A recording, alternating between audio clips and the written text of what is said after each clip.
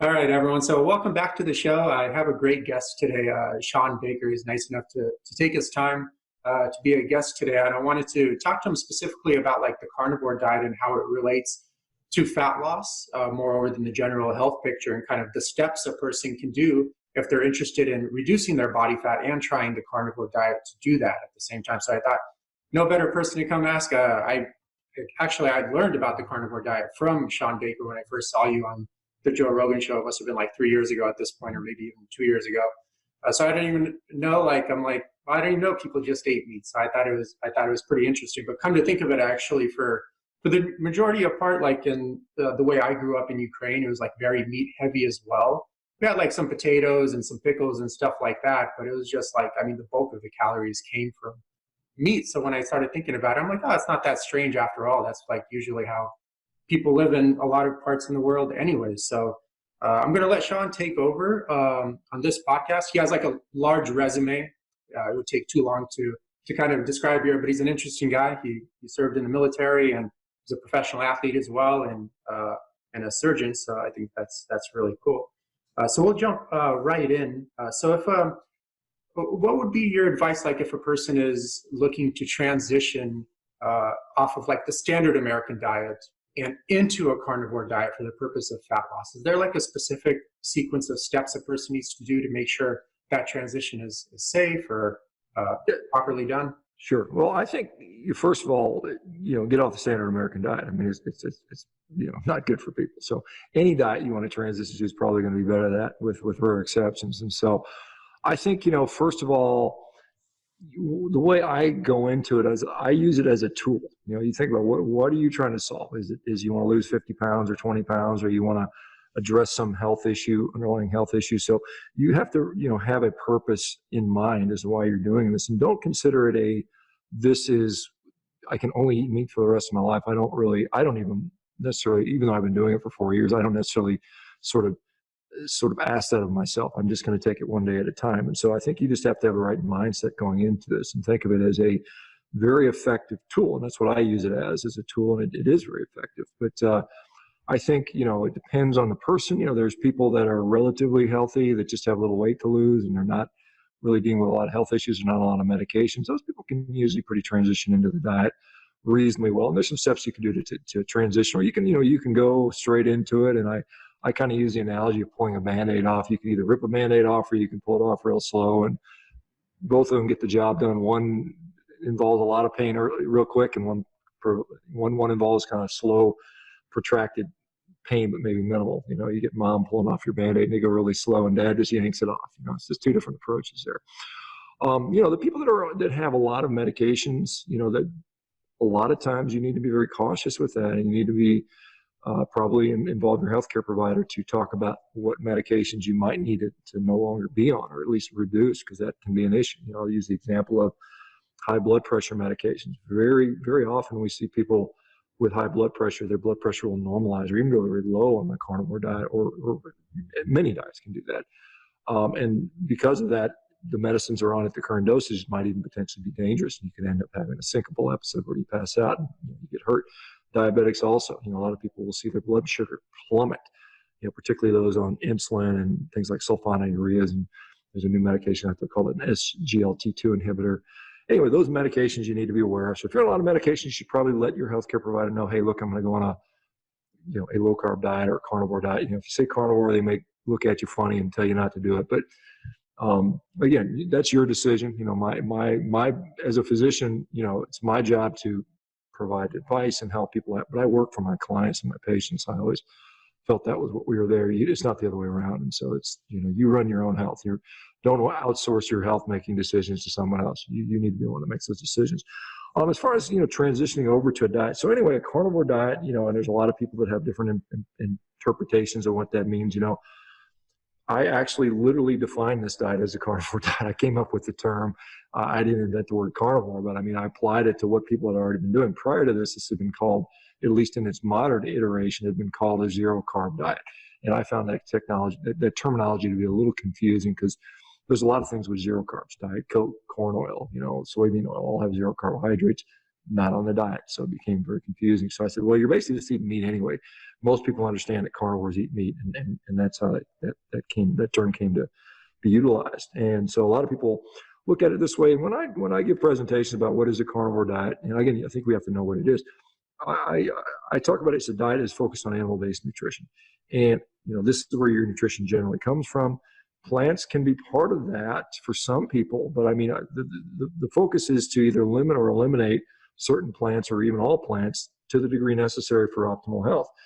For some people, it's complete elimination. For many people, it's complete elimination, and it just makes it easier, as far as, when you're, let's say, food addiction is an issue, emotional eating or stress eating or some of those things, and there's a lot of those foods that we frequently fall back to, whether it's pizza or chocolate or ice cream or you name it, baked goods, cookies. Those things, in order to be able to stop those completely, at least for a period of time so you can fix whatever problem you're dealing with, I think it requires sometimes complete abstinence. And I think that works better. It's easier to be 100% avoid something than eat it occasionally, because that's when, it's like the analogy, and the easy analogy is an alcoholic. It's hard to quit alcoholism, being an alcoholic, when somebody tells you, well, you can have a drink or two a couple times a week. This doesn't work out very well. So we see that same thing happening. But with regard to the transition, two things that I often see, and I wrote this in the book, I cover this a little bit, but we see that removing carbohydrates from the diet has a physiologic impact on our overall energy system. And so we have to, sort of be prepared for that. So sometimes transitioning away from that for a period of time makes sense. And then the removal of fiber from the diet, because this is another thing that people are like, where do you get your fiber from? Well, I don't. I mean, you don't technically need fiber. It's not an essential nutrient. There's people that will talk about it being conditionally beneficial, and there's probably some truth to that in the context of the standard American junk food diet, where fiber will displace otherwise worse foods, sugars and, garbage food. And so, sort of tapering those things can be helpful for some people. So I've got kind of I think a month-long thing I outline in the book where you just kind of, you just cut the percentages down by 25% each week until you get to zero. Some people, like the way I kind of approached my transition into that, I didn't know at the time, I just did it intuitively, was I had kind of studied this. And I think, you should go into it with the expectation that you're going to be successful. So that also helps. If you go to any sort of intervention and thinking this isn't going to work, I'm not going to be able to do it, odds are you're not. You're going to kind of predict the future. And so it helps to spend time learning about it, researching it, reading about it. We've got, there's a company that we founded called MeterX.com. We've got hundreds and hundreds of success stories and all kinds of information and data. Probably, the largest place in the world where you get this data. But, once you, sort of make that decision to do that, I think that rather than focusing on, how many, macronutrients, how much fat and how much protein and how much do we eat and all that stuff, I tell people just focus on having fun, enjoy what you're eating. Use it as just a time to be a little bit decadent. If you enjoy extra flavors, in the beginning, and many people end up very just due to, like myself. I mean, I'm on this month. I've had 100% of my meals this month have been red meat. They've been steaks. Every meal, twice a day. Something like 4 pounds. I'm big, about 4 pounds of meat a day. But when I started, well, let me go back further. When I first started, I was reading about and learning about people doing this, and then I said, well, I'm going to try it just for a day, just one day. So I ate meat. I think it was steak and eggs, and I ate that all day, and I did okay. I wasn't like, wow, I didn't die. I didn't have any, I didn't have green beans on my plate or spinach, and lo and behold, I didn't die, or I didn't have starch. And so then it gave me the courage to do it for 2 days, and then 5 days, and then 7 days, and then 2 weeks, and finally 30 days. So that can be a strategy too, just kind of convincing yourself that, you can do fine with these other foods. And if you know how to cook, I would encourage everyone to learn how to cook, a steak and eggs or whatever, make some bacon, so that you have these sort of ability to feed yourself in a way that's good, because there's so many convenience food options out there where you just tear a package, eat it. It tastes pretty good for a second, but it's garbage for you. And there was an interesting survey done on, I think it was millennials, but it might have been the Generation X. I think it was Generation X, so the one after that, right? Or no, the millennials came after Generation X. Sorry, the millennials. And they were asking them, they weren't eating as much cereal, breakfast cereal anymore. And the reason wasn't because they thought breakfast cereal was unhealthy or anything like that, which arguably might be. It was because it was too inconvenient, because they had to wash a dish. You know, the act of having to pour it in, pour milk in there, use a spoon, eat it, and then you have to rinse the dish.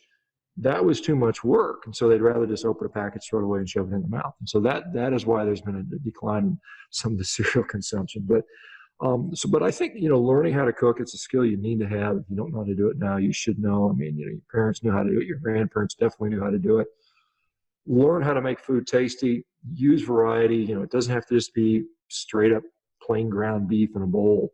It can be, steak and eggs. It can be fish. It can be seafood. It can be pork. It can be bacon. You can put some dairy in there. Use some spices initially to make it exciting, make it interesting. You know, use variety, and then you'll figure out what works for it and what doesn't. You know, the goal again. The goal, if it's weight loss, you know, then you probably be able to get away with more variety. If it's I've got an autoimmune disease or I've got some issue, then it makes sense to be really, really restrictive for a while to figure out where the intolerances are coming from. So that's kind of an overview of how, you know, I often tell people about transitioning. But I think the biggest concept is enjoy what you eat enough so that you're not hungry. You know, the question is, how much do I eat? And I tell people, eat enough so you don't want a cupcake, or, you know, insert your food of choice. You don't want a chocolate bar. You don't want a pizza. You know, eat enough. And you do that for a while, and then those cravings will go away. And then you're in a different position where you can start to play with the amounts and the macronutrient composition, so on and so forth. Well, are there like any like ideal meats people should eat? Like, should they vary it up a lot? Like you mentioned, you're basically eating the same thing very often, but is there like a superior nutritional profile to, let's say, wild caught salmon versus steak? You know, or is it just a different nutritional profile and people should have variety to gain like a variety of different nutrition? Oh, I'm certainly not opposed to variety. And I think that for many people that makes it sustainable. I don't know that we can, well, you know, having seen literally tens of thousands of people do this now and do this successfully, I think the more common pattern that I see is that people tend to do well with ruminant meat, typically red meat. You know, so things like, you know, typically beef and lamb are the most common ones. And so those ones seem to provide the most satiation. They seem to be the ones that sustain people.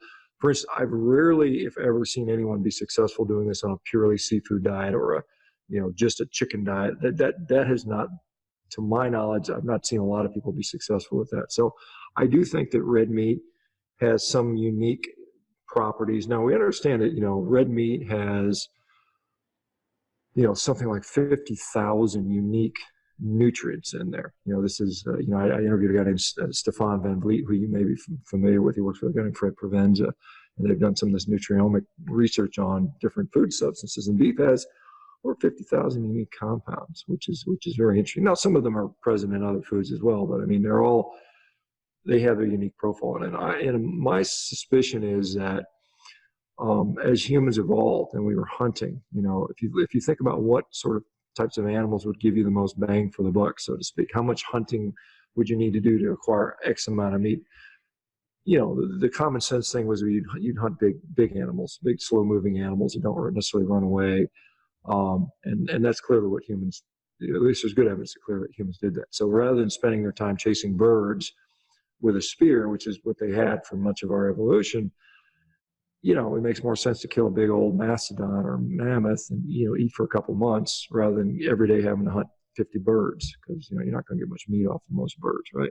Yeah, I think you did an interview with Jonas, the survival of what was that show? I think it was like on the Discovery Channel. I forget exactly. He's a really cool guy. I follow him on Instagram as well. Yeah. Really nice guy as well. He was telling the story of how he was like, I believe he said he was hunting rabbits and couldn't like live off that, but that he killed like one moose and basically was able to win the show simply because he was able to sustain himself off of just that one animal the whole time. Yeah, and I think one of the issues there, one of the critical pieces there is fat content. You know, again, these big animals that we hunted, you know, early on in our evolutionary past were big and fatty, and then once we basically overhunted them, you know, and you know, there's most of the evidence points to human overhunting. There is probably some climate impact in there somewhat, but humans clearly were very effective at hunting and killing those animals, and unfortunately, to the point of our somewhat of our demise, you know, we kind of ran out of those things. And so now when faced with leaner animals, it becomes very difficult to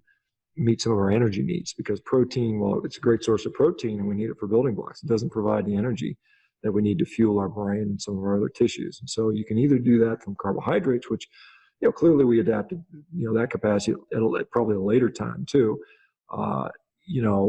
Some of it to our demise as we, move from the sort of the hunter-gatherer stage, if you will, to agriculture. We lost 200 cc's of brain size. When we look at the intracranial size of hunter-gatherers versus early agriculturists, there's a big dramatic drop in brain size. And so that wasn't due to the standard education system. I don't think so. Okay. It's really nutritionally based, but yeah. So I think it's when it comes to what do I think red meat, what it does is it has more concentration in things like heme iron and some of these other compounds, but also the fat content. It's hard to get a really fatty chicken or a lot of fat out of chickens, but you can get it out of typically beef. So that works pretty well for most people. So if I were to say there's one food I would eat, I would say it would be red meat with enough fat on it to fuel you, and that would be that would be my sort of baseline of the pyramid.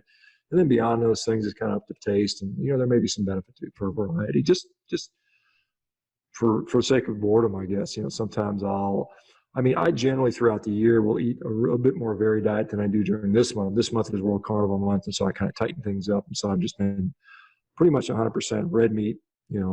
Salt and water has been my diet, and I'm doing that I ever do when I do that. But during the regular rest of the year, I might throw some eggs in there. I might have some seafood. I might have a little bit more dairy. I'll mix it up, and that's fine too. Yeah, and for the listeners, of course it varies between how much fat is on that steak and everything, but just 1 pound of steak averages out about 1,000 calories.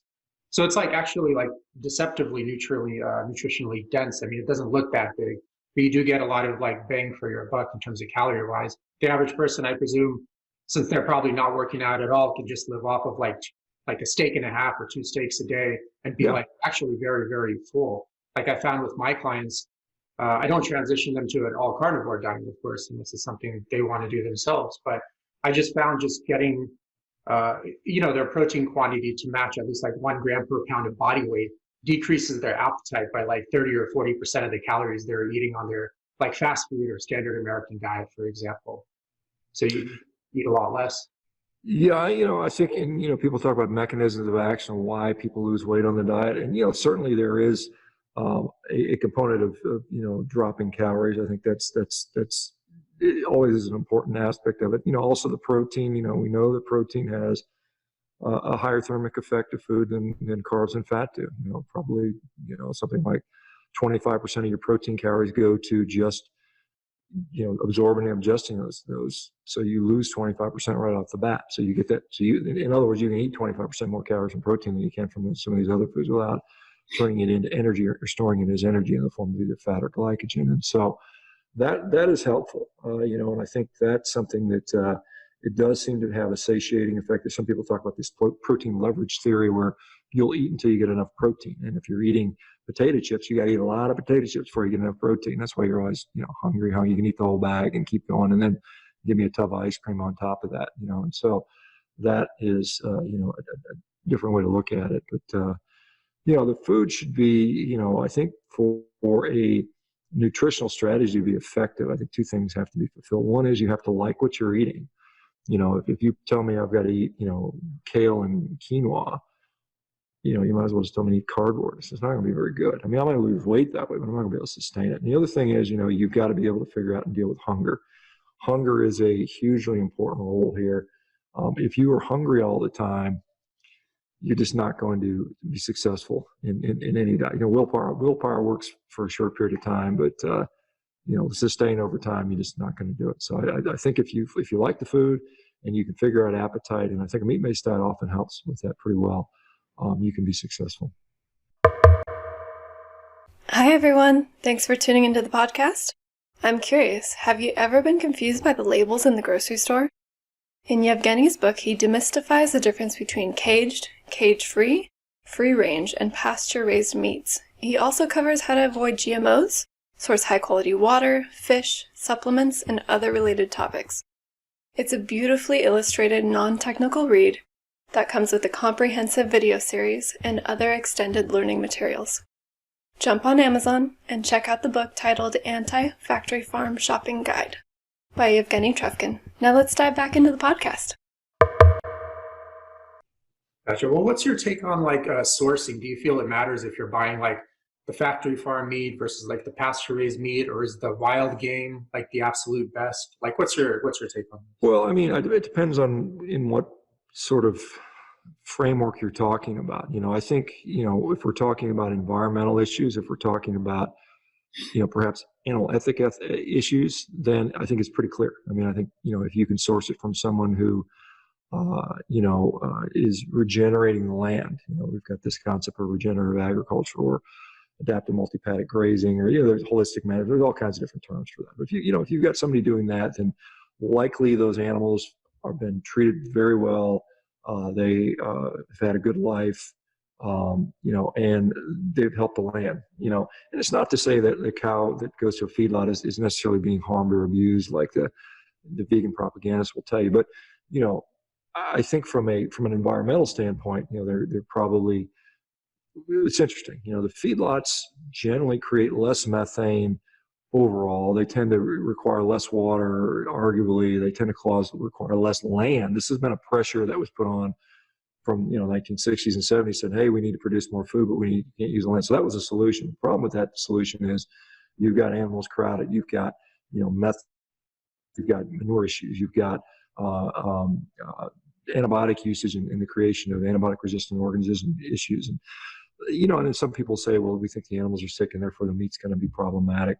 I don't think the argument saying that, the meat from those animals is going to make you sick, that doesn't bear out in practical experience that I've seen.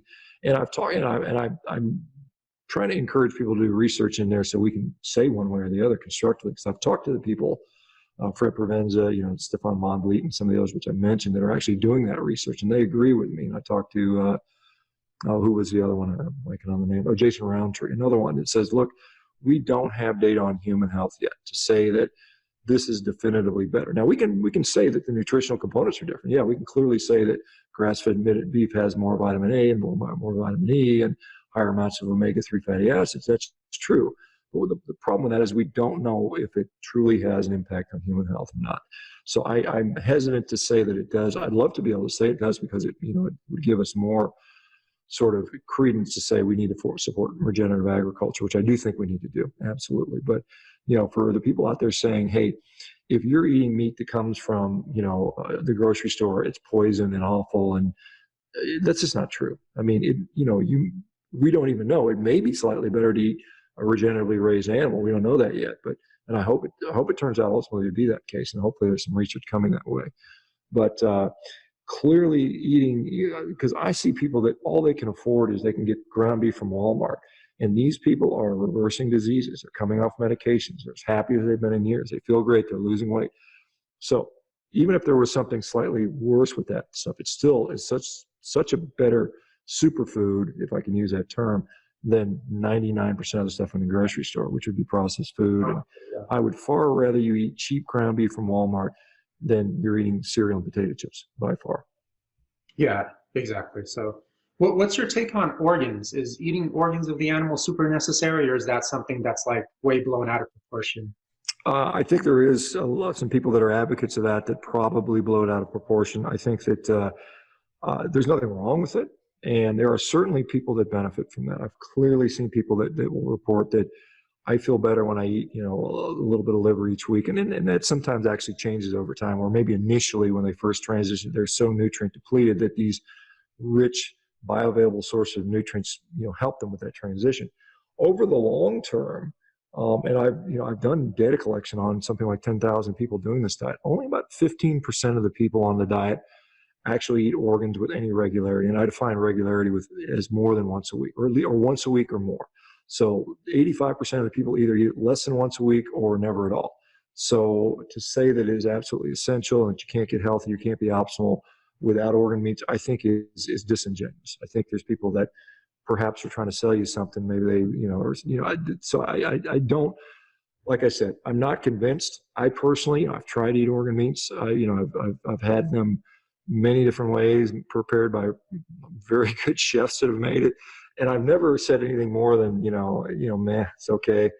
I've never really felt that there were, yeah, most of them have been like, I don't like this. But I mean, there's been a few, like I was in Miami a couple of weeks ago, or about actually 2 months ago, and I had sweetbreads prepared as part of this giant Argentinian meat platter. And I ate them up, and I really was like, this is nothing that I would sort of go out of my way to eat. It wasn't anything special. It wasn't bad. It wasn't like, oh, like some of the other ones, like I had kidney. I was like, man, this is like, drinking eating a urinal. I mean, I don't know. I just didn't like it. So, yes. So anyway, I really push back on the people that tell you that you can't be optimal without it.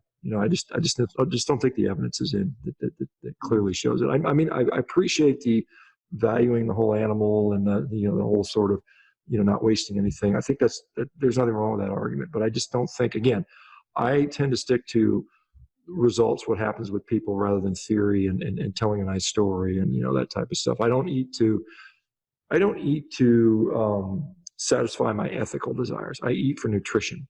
And I think if we stick to that, we're going to be far more successful, because that's where you get veganism, where people are eating because of a belief that maybe not necessarily has to do with nutrition. Yeah, the belief that crops don't actually destroy the soil. They regenerate. Or something along those lines. Yeah. We can go on for days about some of the illogical nonsense coming out of the vegan camps. But yeah. Well, have there been any like blood work studies done on people like doing a carnivore diet for like 3, 4, like 6 months or a year? So there is a study that has been done. I actually helped to organize it with the Harvard University, Dr. David Ludwig, and as a senior author, and Belinda Lennertz, who's the primary principal investigator. They've done that study. That study is being written up as we speak right now. I suspect it'll be published sometime this year. I don't know what the results are. I haven't seen it yet.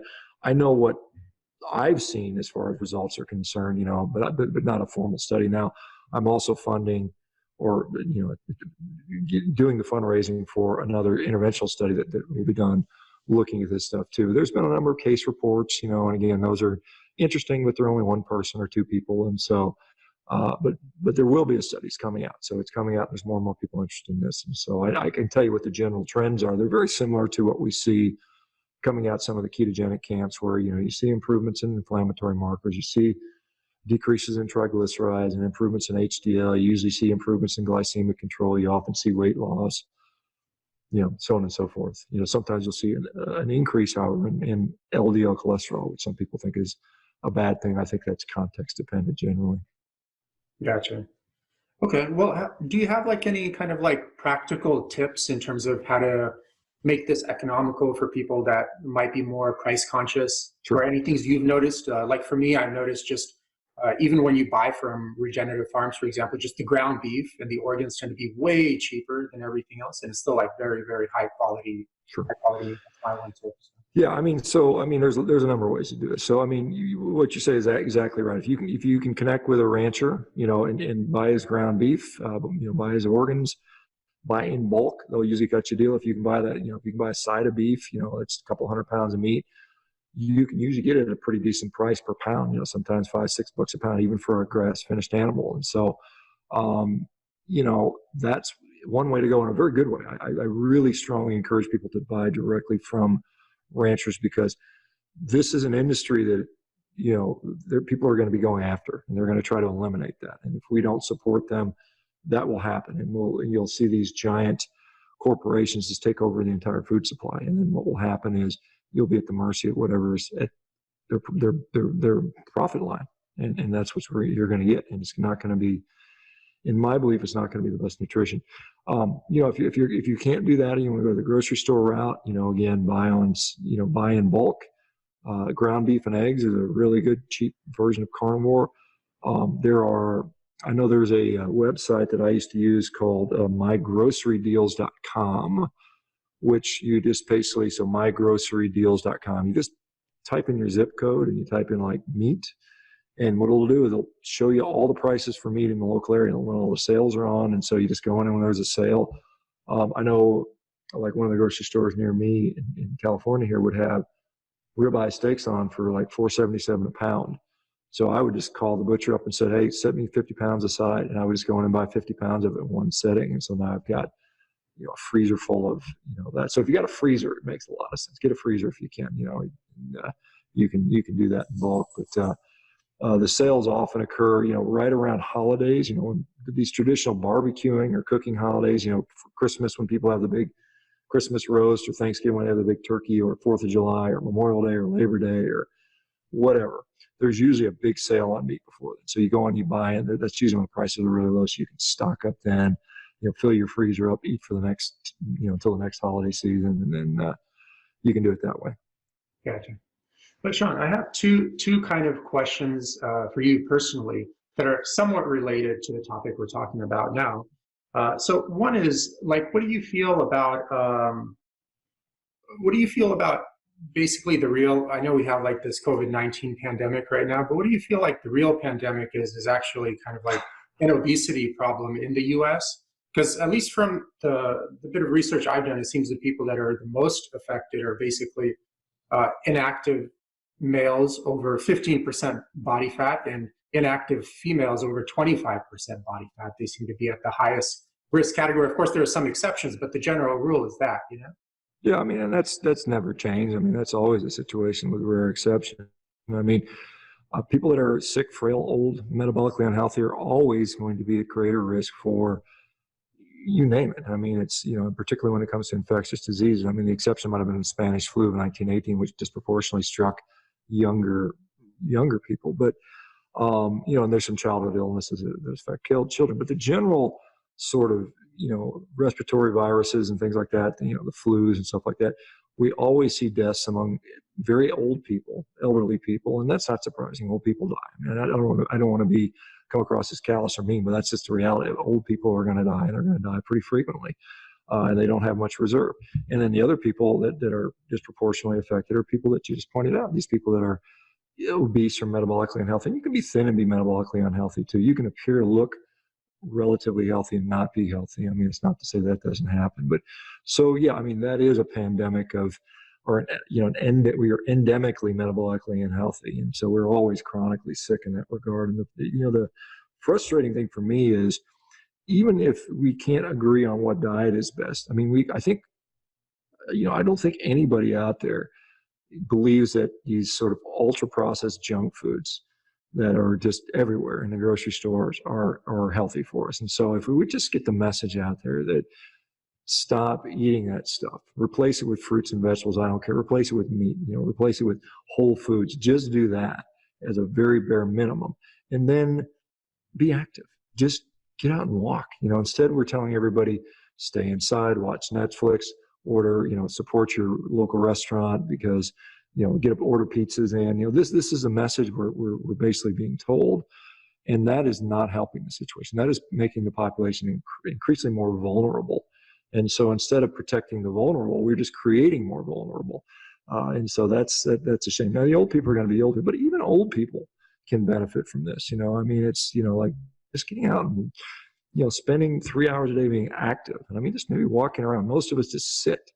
I mean, unfortunately, and I've noticed in myself, my job now being all online, I do a lot of sitting in front of a damn computer. And so I've sort of decided, I've made the decision that, look, I'm going to spend 3 hours a day being active. And a lot of us just walking. Let's go outside and walk. And I work at the same time. Fortunately, I have technology. I can do a lot of stuff on my phone. I can go for a walk and answer emails and make phone calls and stuff like that. But just be active and stop eating garbage. And that would probably, if you look at some of the places where we don't have a high number of, deaths or morbidities associated with disease, we see places like parts of Southeast Asia. Vietnam, I think, has one of the lowest death rates or case rates in the world. And, outside of PCR cycle threshold testing, which is another can of worms. But if you look at that, Vietnam is the skinniest country on the planet. They have the least obesity rates of the entire world. And coincidentally, they have the lowest, number of people dying from this. So there's something there. I mean, it's like I said, when you have a bloated, large, fat, sick population, you're going to have more sick people. Yeah, and I guess to give you more credit to your statement, I've had 7 nursing clients basically in the last year get COVID at one point or another. One of them was like a 53-year-old male, and they're very physically active, and obviously I have them eating very well, etc. And the worst that happened to them was they just got sick for like 2 days or 3 days, and then we're back at work like a week or a week and a half later, and that's it. Yeah, I mean, that is what was supposed to happen. I mean, that's what we have an immune system for. When we're healthy, our immune system works, reasonably well. That's how we evolved as a species. I mean, we are in contact with, despite masking and social distancing, you're still in contact with millions upon millions of virus particles and bacteria every single day. You can't get away from this stuff. And so, in fact, there's I think some studies are now showing something like 72% of all these transmissions are occurring in the household. So, I mean, are you going to have a lockdown from the home where you can't be in the home or something? I mean, as a partner, you got to go out in your bed. Right. You got to sit in the backyard socially distanced so that, I mean, it's just, there's some level of, where does the logic make sense? So absolutely. I think the problem is, the population health is the address. That's a true issue that we're not addressing, unfortunately. And I just don't think government's going to address it. I don't think they have the will to do so. They've got too many conflicts of interest to truly address it. Well, do you ever think America is ever going to get out of this like symptom management loop of symptom managing like everything? Because I feel like, okay, you'll get rid of this virus and then like another one will come around in like 2 or 3 years. Then you got to create another vaccine for that. And then another one will come around in like 10 years, because that's just the way Earth works, basically, things come and go. And it's like, to me, common sense says like, oh, maybe you should take like a small portion of the money you're looking to invest into universal healthcare and just reinvest it into very basic health education, like elementary school through high school, like basically, lack of a better word, like brainwashing kids into like understanding what whole foods are, not even being a master nutritionist or anything, just having a basic understanding, like this food gives you, health and life, and this food doesn't, and like basic movement science or like basic nonviolent forms of communication, like little things like this that will help like exponentially improve your health. And actually will at the same time, because less people will be using the universal healthcare system, you could actually have a universal healthcare system because people will just go and use it in case of emergencies, not just like random little stuff that could be avoided just by like eating something as simple as like eating like a human being, Yeah, I mean, the cynical side of me says, no, we're never going to get out of this system and it's too profitable for the companies. But I think I think, one of the things is, I think most of us will concede that if we improve our metabolic health, our rates of disease, our susceptibility to disease will go down. I think you have to make that profitable. I think I think the sort of the wealth system, the people that are willing to, the people that have all the money have all the sort of control, basically. We're run by a lot of corporations at this point. I think if we can figure out a way to make it profitable, then we might see a transfer of emphasis. As long as we can make money at getting people healthy, and that's a hard part, because right now it's so profitable to keep them sick or to have sick people because you can hand out these expensive drugs. But figure out how to somehow convert healthy people into either making money getting people healthy or becoming more productive as a society and as a corporation by having more healthy people. If the bottom line makes sense, then I think we'll get there. But if it doesn't make sense, I suspect we'll see more of the same, unfortunately. Like I said, I'm trying to do my part in the world to make that happen. But, it's kind of a long uphill battle for sure. Gotcha. And I guess last question for you. You might have experienced this a lot through when you kind of became like a carnivore expert, et cetera, is how do you deal with like criticism or people like calling you out online, et cetera, and kind of continue strong with your message? Because I know a lot of people, including myself at times, sometimes when I would on forums say like, oh, like if you just took a little bit better care of your health, like a little bit better care of your health, you probably won't have any complications from COVID, And people would like light me up left and right for saying something which I think is like common sense, and it kind of like makes me a little bit kind of worried. I'm like, oh, should I be doing that? Am I going to get my account banned now? Et cetera. Like, how do you deal with those circumstances? Because I'm pretty sure that's come up like. Well, I mean, I've got no shortage of detractors for sure. And I kind of look at this like, if you try to please everyone, you'll please no one. That's one thing. You're never going to make everyone happy. So you're always going to have some people that disagree with you, and that's fine. I mean, I think that's the way it should work.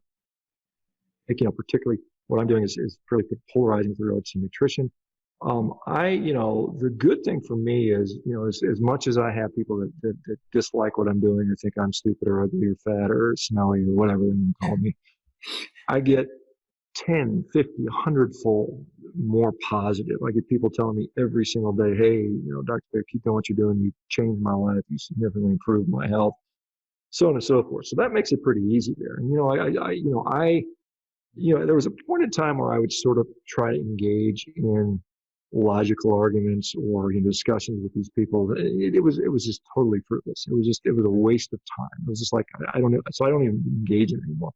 At best, what I'll do is sometimes somebody will say something that's so ridiculous or stupid, I'll just screenshot it and post it back up and say, look how ridiculous this person is. And, and the funny thing is I get because I get a lot of vegans that don't like what I'm doing. They think, oh my God, you're promoting this death, world destroying diet and so on and so forth. And funnily enough, I get many of them that said, hey, Dr. Baker, I just want to let you know I was a vegan. I used to hate you, but now I love what you're doing. You fixed my health and so on and so forth. So I know that's going to happen. And, also online, people they're anonymized, they're often private accounts or they're fake names so I don't really worry too much about that stuff. And then if they're too annoying, I just block them and move on, I don't hesitate to do that. It's like, it's just like, there's many more people that are out there that'll, be receptive to the message. I don't, you have to agree with everything I say or do, but, what really sort of, I think the biggest pet peeve I have is when people tell me what I'm supposed to say. We like what you talk about meat, but how dare you talk about, health outside of meat? I'm like, look, I'm a physician. Look, I'm a military veteran, been in war. I served my country, and they sort of think, well, you're only entitled to have. We like you because you talk about meat, but you're not allowed to talk about politics or health in any other way. And I'm like, go screw you, dude. You're out of here. I'll talk about whatever I want to talk about, and that's the thing. But, I do have concerns around some of the censorship because we see that that's happened, in these sort of big tech companies that they're very quick to pull the trigger, censoring an opinion that they disagree with. And I'm very much concerned that, we'll see somewhere in the near future, perhaps the sort of the belief that eating meat is good for you and healthy and can fix the planet through regenerative agriculture will be considered an unpopular opinion, and therefore you're not allowed to express it anymore. So that's certainly possible. Gotcha. I guess last question overall, what do you think of a lot of these kind of like, just anyone that's speaking up about like natural methods of getting rid of COVID, their like accounts basically being like deleted for the most part off like various social media platforms? I think it's unfortunate. I think that you should be if we're going to allow people to be adults and have freedom of thought, freedom of speech, you should be allowed to be exposed to different opinions and thoughts and make your decision. I mean, we don't have people up there censoring Beyonce because she's selling Coca-Cola or Pepsi or whatever like that. We don't see that, and so it's like, who is it that's making these decisions on what people are allowed to think or be exposed to or do? I mean, are they going to come into your home and ban you for having discussions? It's like, you have a shock collar put on where you can just see where the next iteration of this is. Do we have the thought police? Do we have the ministers of information? Kind of the 1984 Brave New World-ish stuff, which I think is very disturbing for sure. Gotcha. Well, do you have any closing statements, Shawn, about anything you're kind of maybe writing another book or any programs you're doing these days? No, I'm not planning on writing any books anytime soon. In fact, the book I wrote I didn't plan on writing. The publisher approached me and asked me to write a book, and so I did. But I'm really excited about the evolution of what we're doing at MeatRx. We're going to be extremely doing some really cool things. So I'm excited about that to see what's coming in the near future. And so we've got some really fun things coming. So I'm looking forward to that. Cool. Well, thanks again for being a guest, Shawn. It was great to see you again. So. Well, this is perfect time. My battery on my phone is on my computer's about to die. I guess it's good for 2 podcasts, and I have to plug in. So gotcha. I'm trying to stand more, so I'm not near a wall socket. So anyway, awesome, Eugene. Well, thanks a bunch, man, and keep doing what you're doing. Appreciate it. Thank you, Shawn. Okay, good luck. All right, have a good one now. Bye-bye. Hi, everyone. Thanks for tuning into the podcast. Have you ever been confused by the labels in the grocery store? In Yevgeny's book, he demystifies the difference between caged, cage-free, free-range, and pasture-raised meats He also covers how to avoid GMOs, source high-quality water, fish, supplements, and other related topics. It's a beautifully illustrated, non-technical read that comes with a comprehensive video series and other extended learning materials. Jump on Amazon and check out the book titled Anti-Factory Farm Shopping Guide by Evgeny Trufkin.